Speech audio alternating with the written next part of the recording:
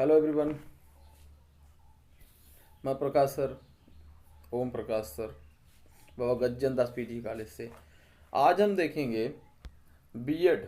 BEd में जो है व्यक्तिगत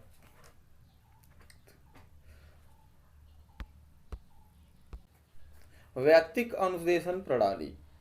व्यक्तिक अनुदेशन प्रणाली क्या होती है, तो इसको हम देखेंगे, इसके सोपान देखेंगे, सारी चीज़ों को, उसके एक एक पॉइंट को अध्ययन करेंगे, जिसमें हमारे पास आपके सामने जो 5-6 पॉइंट दिए हुए हैं, इस पॉइंट को हम आज पूरा डिटेल में देखेंगे।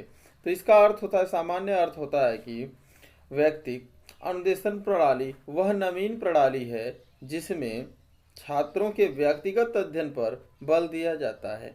इसमें सबसे मोस्ट इम्पोर्टेंट पॉइंट बस इतना है कि यह एक ऐसी विधि है जिसमें छात्रों के व्यक्तिगत अध्ययन, यानी कि इसको सेल्फ स्टडी भी कहते हैं, उस पर बल दिया जाता है। जैसे आज हम क्लास चला रहे हैं, मगर हम आपके सामने हैं नहीं। अब आपको कितनी मेहनत करनी है यह आपके ऊपर डिपेंड करता है कि आप इस अध्ययन को या इस सेमेस्टर को जो चल रहा है, कोविड-19 की वजह से जो क्लासेस बंद हो गए हैं, तो उसमें आप कितनी मेहनत करेंगे, ये आपके जो आपका सेल्फ प्रैक्टिस के ऊपर डिपेंड करता है कि आप उस पर कितनी मेहनत कर रहे हो। तो ये उसके पार्ट से। आइए इसको हम थोड़ा सा डिटेल में देखते हैं कि ये क्या कह रहा है। तो ये कह रहा है कि सामान्य अर्थ में व्यक्तिक अनुदेशन प्रणाली वह नवीन प्रणाली है जो छात्र के व्यक्तिगत अध्ययन पर बल देती है। इसका मानना है कि प्रत्येक छात्र की अधिगम क्षमता, रुचि, स्मृति तथा मानसिक योग्यता, ये जो 3 पॉइंट्स आपका दिया हुआ है, इंटरेस्ट और मेमोरी लेवल ऑफ टीचिंग और मानसिक क्षमता, यानी कि मेमोरी पावर कितनी है, अलग अलग होती है। सभी जानते हैं कि किसी भी बच्चे की तीनों पॉइंट को ध्यान से देखिए। रुचि, इंटरेस्ट, पढ़ाई में जो इंटरेस्ट होता है हर बच्चे का अलग अलग होता है, सबका अलग अलग होता है।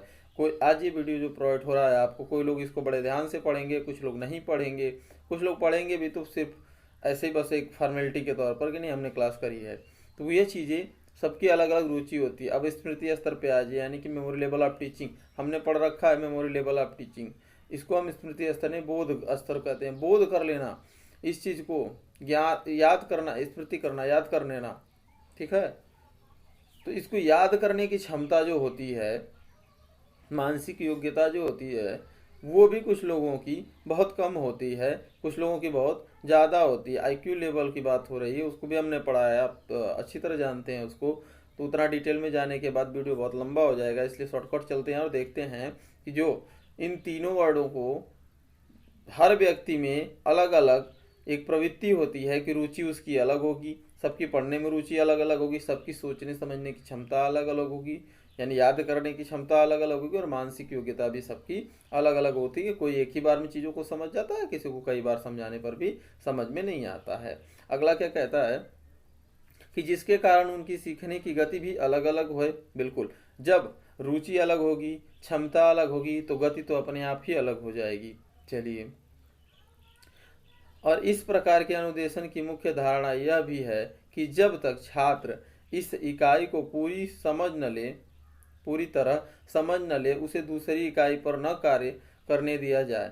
यानी कि इसका मुख्य उद्देश्य एक प्रकार का और है कि जब तक आप एक यूनिट को पढ़ रहे हो, अगर उस यूनिट को पूरी तरह आप अच्छे से समझ नहीं पाए, तब तक आपको आगे न बढ़ने दिया जाए, वहीं रोक दिया जाए। उस चीज़ों को दोबारा तिबारा रिपीट करवा के अध्ययन कराया जाए, व्यक्तिगत अध्ययन करवाया जाए। इस प्रकार इस प्रणाली में छात्रों का अधिकतम होता है। कक्षा में छात्र एक हो या 50 या 100, सभी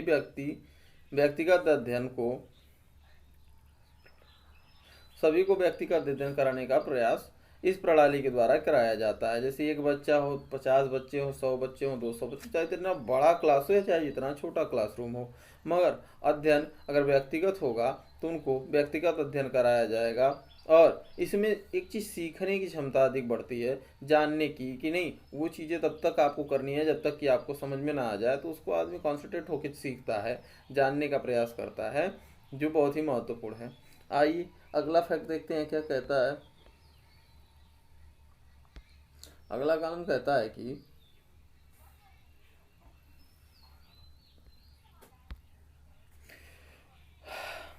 व्यक्तिगत अनुदेशन की शुरुआत सर्वप्रथम हार्वर्ड विश्वविद्यालय में प्रोफेसर वीएफ स्कीनर द्वारा की गई थी 1950 में। ये बहुत इंपॉर्टेंट पॉइंट है, इसको जरूर याद रखिएगा और इसको नोट्स में थोड़ा सा डार्क यानी हाईलाइट करके रखिएगा कि हार्वर्ड विश्वविद्यालय में जो प्रोफेसर थे वो स्कीनर द्वारा यह 1950 में यह विधि या अनुदेशन की शुरुआत की गई थी, जो अभिक्रमिक अनुदेशन के नाम से जाना जाता है, जो अभिक्रमिक अनुदेशन के नाम से जाना जाता है।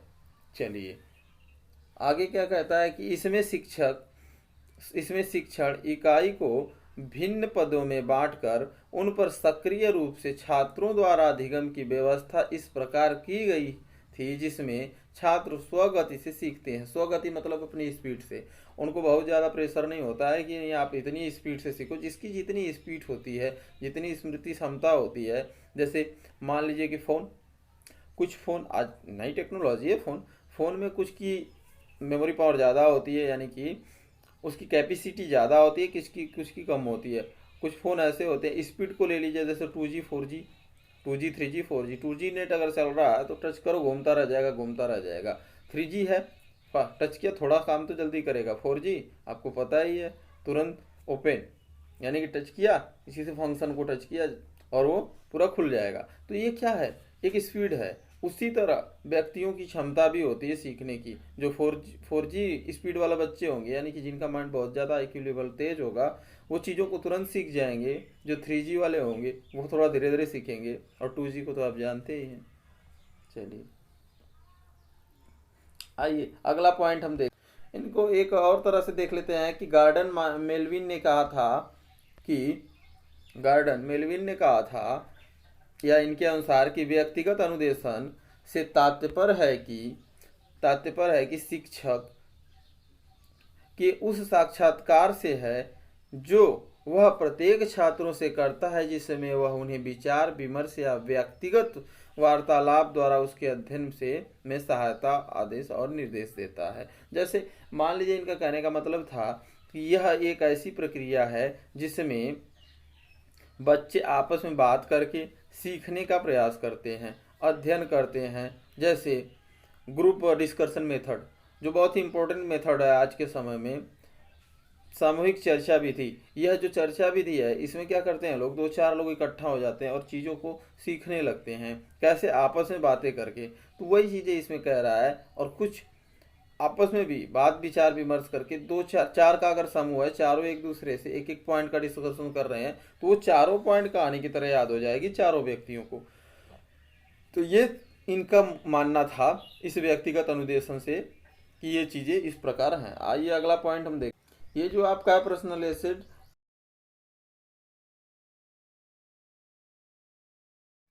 पर्सनलाइज्ड इंटेलेक्चुअल सिस्टम, इसको PSI के नाम से भी जाना जाता है। इसको हमेशा ध्यान में रखिए, क्योंकि हर जगह मैंने शॉर्ट में PSI लिख दिया है, यानी कि P से पर्सनलाइजेशन और I से इंटेलेक्चुअल और S से system.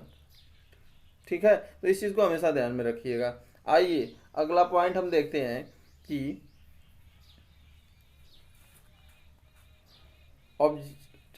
Objective of PSI।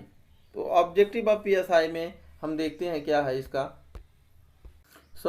Objective of PSI देखने से पहले अभी हमारे पास ये पॉइंट, पहला पॉइंट छूट ही गया है, व्यक्तिगत अनुदेशन प्रणाली की विशेषता, यानी कि कैरेक्टरिस्टिक्स ऑफ PSI की मतलब है व्यक्तिगत अनुदेशन प्रणाली की विशेषता। आइए इसको हम देखते हैं। व्यक्तिगत अनुदेशन प्रणाली की विशेषता में सबसे पहला पॉइंट आपका आता है, आप देख सकते हैं, सबसे पहला पॉइंट आता है, व्यक्तिगत अनुदेशन प्रणाली में छात्र अपनी रुचि व सामर्थ्य योग्यता के अनुसार स्वगति से सीखता है। यानी कि वो ये इसका एक उद्देश्य होता है, एक विशेषता ये पहली विशेषता है कि इसमें छात्र क्या करता है कि अपने रुचि, सामर्थ्य यानी योग्यता और स्वगति रुचि मतलब अपने इंटरेस्ट के आधार पर, स्वगति यानी योग्यता मतलब अपनी गति के आधार पर कि जिस प्रकार उसकी गति है सीखने की, समझने की, बहुत ज़्यादा तेज होगी तो तेज सीखेगा, जल्दी सीखेगा, बहुत ज़्यादा कम होगी तो देर से सीखेगा। और अपनी योग्यता के आधार पर, और जो उसकी कैपेसिटी है उस कैपेसिटी के आधार पर वो सीखने का प्रयास करता है। दूसरी विशेषता इसकी कहती है कि छात्र की प्रत्येक अधिगम इकाई का पूर्ण ज्ञान प्राप्त कर उसका परीक्षण देना होता है, तभी वह अगली इकाई में पहुंचता है। यानी कि छात्र की जो प्रत्येक अधिगम इकाई है, यानी कि एक एक पॉइंट जो होते हैं, एक एक यूनिट जो होती है, हर यूनिट का पूर्व ज्ञान प्राप्त करना होता है उसको, और उसका परीक्षण भी देना होता है, तभी उसको आगे जाने की अनुमति दी जाती है। ये इसकी दूसरी डिफिनेशन है, यानी कि कैरेक्टरिस्टिक्स है, यानी विशेषता है कि वह जो है हर बात को अच्छे से समझाएगा, परीक्षण करेगा और फिर उसके बाद ही आगे बढ़ेगा। परीक्षा में अगर उत्तीर्ण हुआ तो आगे बढ़ेगा, नहीं उस चीज को फिर से रिपीट करेगा, सीखेगा, जानेगा। अगला पॉइंट इसका है कि छात्र स्वयं करके सीखता है तथा सक्रिय रहता है। बिल्कुल, छात्र जो होता है या फिर लर्नर जो होता है वो करके सीखता है, इसमें खुद कार्य को करके सीखता है, चीज़ों को करके सीखता है और वह एक्टिव रहता है। स्वाभाविक सी बात है कि हर चीज़ का प्रेशर उसी को हो, करके सीखने का प्रयास करे। जैसे लैब में आप जाते हो, उस लैब में आप कोई केमिकल लैब, मान लीजिए कि आप केमिस्ट्री के लैब में गए और वहाँ पर कुछ काम कर रहे हैं, तो केमिकल में आप चीज़ों को जब मिला रहे हो केमिकल को, तो उसमें आपको हमेशा ध्यान में रखना होगा, एक्टिव रहना होगा। और आप एक्टिव रहते भी हो कि कहीं ऐसा ना हो कि कुछ ऐसा केमिकल मिल जाए जिससे कि पूरे लैब में आग ही लग जाए। तो इसकी सावधानी बरतने के लिए आपको एक्टिव रहना पड़ता है। डर, सावधानी बरतने के लिए क्या होता है?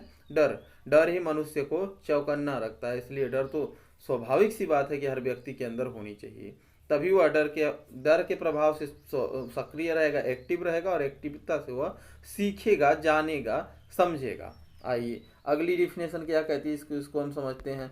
तो अगली डिफिनेशन कहती है कि शिक्षक की भूमिका सूचना प्रदान करने वाले श्रोता के रूप में न होकर शिक्षार्थी के प्रबंधनकर्ता तथा सुविधा प्रदानकर्ता के रूप में होती है। बिल्कुल, इसमें जो एक शिक्षक होता है, एक टीचर होता है, एक एजुकेटर होता है, उसकी भूमिका सिर्फ सूचना देने वाले जैसी नहीं होती है। इसमें क्या होता है कि शिक्षार्थी के प्रबंधनकर्ता तथा सुविधा प्रदानकर्ता के रूप में होती है।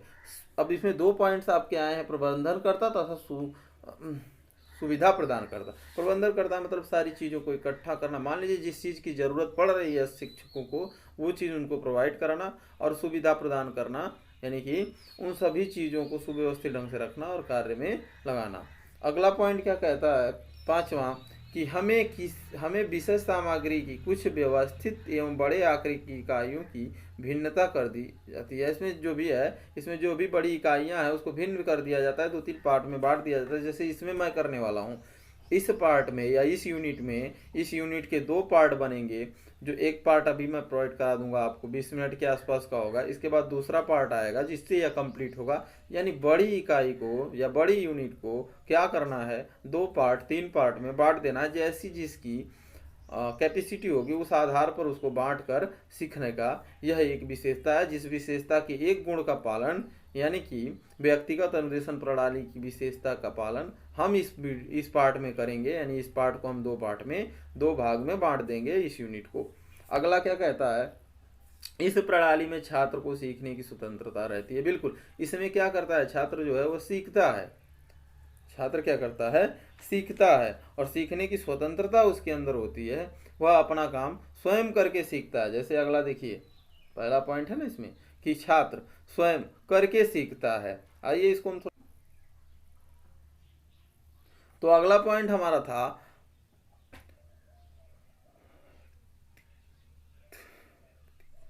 व्यक्तिक अनुदेशन प्रणाली का उद्देश्य। व्यक्तिक अनुदेशन प्रणाली का उद्देश्य, आइए इसको भी हम देखते हैं कि ये क्या पॉइंट्स है, या ऑब्जेक्टिव ऑफ पीएसआई का क्या अर्थ है, किस प्रकार यह काम करता है उसको। चलिए इसमें पहला देखिए, तो इसमें पहला है कि इस प्रणाली का मुख्य उद्देश्य व्यक्तिगत ध्यान देकर अधिगम को प्रभावित करना है। जैसे प्रभावित करना है, जैसे इसमें क्या होता है कि सबसे बहुत मुख्य उद्देश्य यही है इसका कि इसमें व्यक्तिगत व्यक्तियों को ध्यान दिया जाता है। जैसे क्लासरूम में अगर सामान्य रूप से शिक्षण कराया जा रहा है तो उसमें कुछ बच्चे होते हैं जिनकी मेमोरी लेवल अधिक होती है, कैपेसिटी अधिक होती है, वो जल्दी सीख जाते हैं, और कुछ बच्चे ऐसे होते हैं जो कई बार रिपीट करने के बाद भी उस चीज़ को नहीं जान पाते हैं। तो इसमें मुख्य उद्देश्य यही है कि जो चीज़ें सिखाई जाएँ वो सबको व्यक्तिगत रूप से सिखाई जाएँ और यह अधिक सीखने की योग्यता बने। सभी बच्चे सामान्य रूप से एक लेसन या एक यूनिट को कंप्लीट कर ले, भले टाइम थोड़ा ज़्यादा लगेगा मगर सीखने की प्रक्रिया अधिक होगी।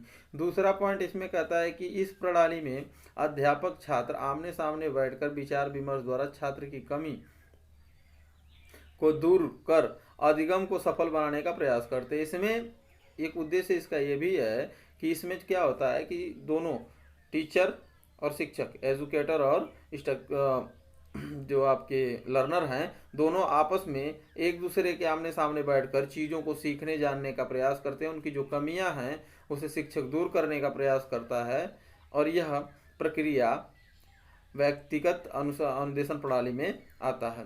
अगला तीसरा है कि एक तरफा शिक्षण की कमियों को दूर करते हुए जहां शिक्षक व्याख्यान विधि पर अधिक बल देता है। ठीक है, बिल्कुल। यहाँ किसी एक व्यक्ति को सिखाने से ज़्यादा प्रभावित करता है कि वो हर व्यक्ति को सिखाने का प्रयास करता है और लेक्चर मेथड का प्रयोग करके क्लासरूम में सबको बताता है और ज़रूरत पड़ने पर व्यक्ति के पास भी जाकर इसका अध्ययन करवाता है। चौथा पॉइंट कहता है कि छात्र को अपनी गति, रुचि व योग्यता में सीखने की स्वतंत्रता प्रदान करने हेतु इस विधि का प्रयोग किया जाता है।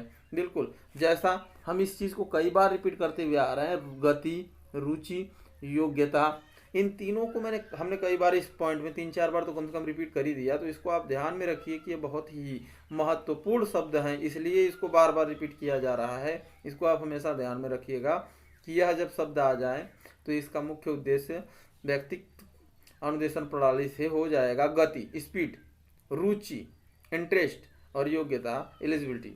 यानी कि इन तीनों चीज़ों को आप हमेशा ध्यान में रखिएगा। इनको मैं कई बार बता चुका हूँ तो अभी बताना उचित नहीं समझ रहा हूँ। अगला देखिए, 5वां पॉइंट कहता है इसमें कि व्यक्तिगत मूल्यांकन हेतु यह प्रणाली उपयुक्त है क्योंकि इसमें छात्र के मूल्यांकन की तुलना अन्य छात्रों से नहीं की जाती। बिल्कुल, this is the most important point कि बच्चों की जो मूल्यांकन की क्षमता है, मूल्यांकन की जो प्रणाली है, यह सबसे उपयुक्त है क्योंकि इसमें किसी और बच्चे का मूल्यांकन किसी और बच्चे के मूल्यांकन से कंपेयर नहीं किया जाता, जो बहुत ही अच्छा है। इसमें क्या अलग अलग सब सीखते हैं, अलग अलग इनका मूल्यांकन होता है। अब जैसे कि मान लीजिए क्लासरूम में 10 बच्चे हैं तो इस विधि के आधार पर सबका अलग अलग मूल्यांकन होगा, कोई किसी से कंपेयर नहीं करेगा। कंपेयर क्या होता है, सेम यूनिट में होता है। तो मार्क्स में जैसे मार्क्स है, सभी 10 बच्चों के मार्क्स हैं तो 10 बच्चों के मार्क्स आपस में कंपेयर नहीं किए जाएंगे, भले वो सेम यूनिट ही है, यूनिट तो सेम ही होगी, मार्क्स तो मार्क्स होंगे, नंबर तो नंबर ही होंगे, मगर उनको कंपेयर नहीं किया जाएगा। यह सबसे बड़ी विशेषता इसकी है। अगला पॉइंट कहता है कि शिक्षक को इस प्रणाली द्वारा अपने शिक्षक कार्यों में संशोधन हेतु प्रतिपुष्टि प्रदान प्राप्त होती है। ये संशोधन करता रहता है, किस प्रकार किस बच्चे को किस समय क्या सिखाना है या किस विधि का प्रयोग करके सिखाना है, इस सारी चीज़ों का इसमें पूरा अधिकार होता है शिक्षक के पास और यह संशोधन करके उसको सिखाने का प्रयास करता है। 7वां पॉइंट कहता है कि इस प्रणाली का एक प्रमुख उद्देश्य शिक्षक और छात्र के मध्य एक अच्छे व्यक्तिगत व सामाजिक संबंध की स्थापना करना है। इसमें जो है व्यक्तिगत बच्चों और शिक्षक के बीच एक सामाजिक संबंध, व्यक्तिगत संबंध स्थापित होता है, यानी कि बच्चों का जो इंटरेस्ट होता है शिक्षक के प्रति और शिक्षक का जो इंटरेस्ट होता है बच्चों के प्रति वो बना रहता है और सामाजिक दृष्टिकोण से यह संबंध बना रहता है। और इससे क्या होता है कि बच्चे जो है अपनी समस्या शिक्षक को बताते हैं, कोई भी क्यूरी हो उसको वो प्रेजेंट करते हैं। ऐसा नहीं है कि कोई ऐसा शिक्षक, मान लीजिए 2 प्रकार के शिक्षक हैं, एक मान लीजिए आपके सामने शिक्षक है जो बिल्कुल उखड़े स्वभाव का, खड़ूस टाइप का, हाँ नहीं सर हैं, बहुत डरते हैं बच्चे उनसे, क्या प्रश्न पूछेंगे, बच्चे तो बहुत ज़्यादा डरेंगे। हाँ ठीक है, रिस्पेक्ट अलग चीज़ होती है, डर अलग चीज़ होती है। तो अगर बच्चे इनसे बहुत ज़्यादा डर रहे हैं तो वो क्या सीखेंगे। एक शिक्षक हैं जिनसे बच्चे क्या कर रहे हैं, बहुत कम डर रहे हैं। डरने का मतलब ऐसा नहीं कि रिस्पेक्ट नहीं कर रहे हैं, मगर उनसे कोई भी क्यूरी हो पूछने में वो अपने आप को सहजता महसूस करते हैं, मगर इनके पास तो जाने में ही 7 समुंदर पार करने वाली स्थिति उत्पन्न हो जाती है। फिर अच्छा प्रभावशाली कौन होगा, समस्याएं कौन सुनेगा, ये। और समस्या जो सुनेगा हल तो वही करेगा ना, तो समस्या का हल कौन करेगा, ये। यानी कि फर्स्ट नंबर एजुकेटर और सेकंड नंबर एजुकेटर क्या करेंगे, शांति से चुपचाप बने रहेंगे, बच्चे ही नहीं जाएंगे उनके पास। तो इसमें ऐसा व्यक्तिगत संबंध होना चाहिए बच्चों और छात्रों के बीच। आइए अगला देखते हैं क्या है। अगला पॉइंट हमारा होगा व्यक्तिक अनुदेशन प्रणाली के आधारभूत तत्व और सिद्धांत, जो बहुत ही महत्वपूर्ण है। इसको हम अगले वीडियो में देखेंगे, अगले पार्ट में देखेंगे। तब तक इस पार्ट की नोट्स बुक आप कंप्लीट कर लीजिए और इसको ध्यान से देख लीजिए। चलिए।